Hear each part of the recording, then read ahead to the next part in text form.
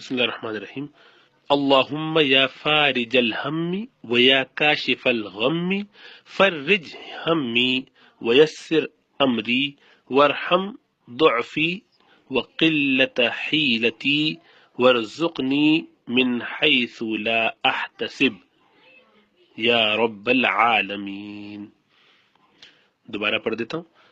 اللہم یا فارج الہم یا کاشف الغم، یا فارج الہم، اے اللہ غموں کو دور کرنے والے، تکلیف و مشکلات کو کھولنے والے، چھانٹنے والے، جو بادل غموں کے چھا جاتے ہیں تو ان کو دور کرنے والے۔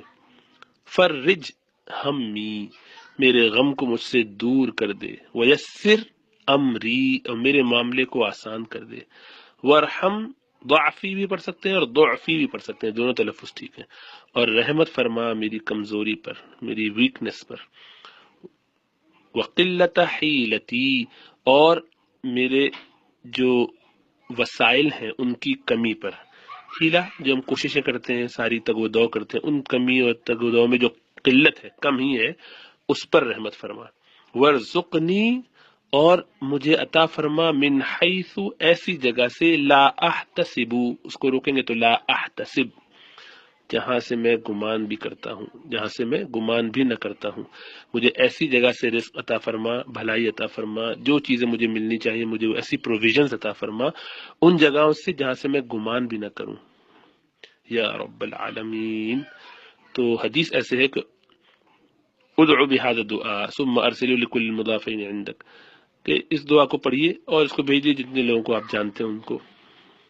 اب نیچے لکھا ہے کہ قال رسول اللہ صلی اللہ علیہ وسلم من اخبر الناس بهذا الدعاء،